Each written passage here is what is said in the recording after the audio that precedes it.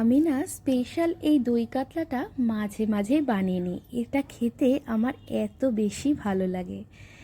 আপনারা তো অনেক রকমভাবেই দই কাতলা খেয়েছেন। আমার তৈরি এই স্পেশাল দই কাতলাটা একবার অবশ্যই বাড়িতে রান্না করে দেখবেন। এটা খেতে জাস্ট অসাধারণ হয়। আমি এখানে 6 পিস কাতলা মাছ নিয়ে নিয়েছি। মাছটাকে প্রথমে একটু নুন মাখিয়ে কিছুক্ষণ রেখে দেব। অন্যদিকে মশলার একটা পেস্ট তৈরি করতে হবে।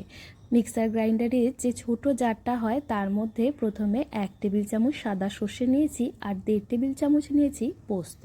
সর্ষে আর পোস্তটাকে একটু শুকনো অবস্থায় গুঁড়ো করে নিয়ে এর মধ্যে 15-16টা কাজু দিয়ে দিলাম, যেটা আমি আগে একটু গরম জলে ভিজিয়ে রেখেছিলাম।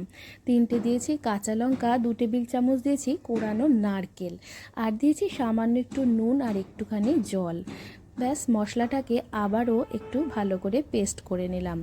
এরপর এর মধ্যে দিয়েছি 3 টেবিল চামচ টক দই। টক দইটা দিয়ে আবারও একবার ঘুরিয়ে নিয়ে ফাইনালি দই কাতলার জন্য স্পেশাল এই মশলাটা তৈরি করে নিলাম। এবার গ্যাসের ফ্লেম অন করে কড়াই বসিয়ে 4 টেবিল চামচ সর্ষের তেল দিয়ে দিয়েছি। তেলটা গরম হলে নুন মাখানো মাছগুলো দিয়ে ভালো করে একটু ভেজে নিতে হবে। তবে এই মাছগুলো কিন্তু একদমই খুব বেশি কড়া করে ভাজার দরকার নেই, একটু লাল লাল হয়ে আসলেই মাছগুলোকে তুলে নিতে হবে। এপিট ওপিট করে মাছগুলোকে আমি ভেজে নিয়েছি। দেখতেই পাচ্ছেন খুব বেশি কড়া করে কিন্তু ভাজিনি। একটা সাইড একটু লাল হয়ে এলেই উল্টে দিয়ে আরও একটা সাইড এভাবে হালকা করে লাল করে ভেজে নিয়েছি। মাছগুলো আমার ভাজা হয়ে গেছে, এবার কড়াই থেকে তুলে নিতে হবে। মাছগুলোকে তুলে নিয়ে এই তেলের মধ্যেই 4টে চেরা কাঁচা লঙ্কা দিয়ে দিলাম।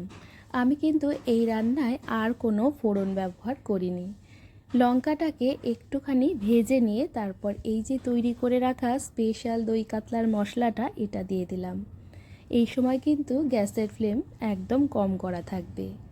মশলার বাটিটা ধুয়ে একটুখানি জল দিয়ে দিয়েছি।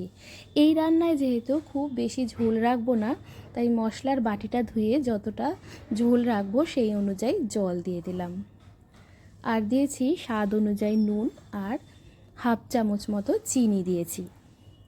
2টো চেরা কাঁচা লঙ্কা দিলাম। যেহেতু এটা দই কাতলা, এখানে টক দই ব্যবহার হয়েছে, তাই একটুখানি চিনি কিন্তু দিতে হবে, তাহলে টেস্টটা ব্যালেন্স হয়ে যাবে। ঝোলটা একটু ফুটে উঠলেই ভেজে রাখা মাছগুলোকে এর মধ্যে দিয়ে দিয়েছি। রান্নাটা কিন্তু শুরু থেকে একদম কম আঁচেই হবে, কখনোই আঁচ বাড়িয়ে রান্না করার দরকার নেই। আঁচ কমিয়ে ঢেকে রান্নাটা করতে হবে। 3-4 মিনিট বাদে মাছগুলোকে একটু উল্টে দিয়েছি। আরও 2-3 মিনিট রান্না করে নেওয়ার পর সব শেষে 1 চামচ কাঁচা সর্ষের তেল ছড়িয়ে গ্যাসের ফ্লেম অফ করে 2-3 মিনিট স্ট্যান্ডিং টাইমে রাখলেই তৈরি এই সুস্বাদু স্পেশাল দই কাতলা। গরম ভাতের সাথে এই দই কাতলা খেতে কিন্তু অসাধারণ লাগে। দেখতে যেমন সুন্দর হয়, খেতেও দারুণ সুন্দর হয়। বাড়িতে একবার এই রান্নাটা আপনারাও অবশ্যই করে দেখবেন। আর আমার কথা শুনে এই রান্নাটা যদি বাড়িতে কখনো ট্রাই করেন তাহলে কেমন লাগলো সেটাও কিন্তু আমাকে অবশ্যই জানাবেন। ভিডিওটা আপনাদের কেমন লাগলো কমেন্ট বক্সে অবশ্যই জানিয়ে যাবেন।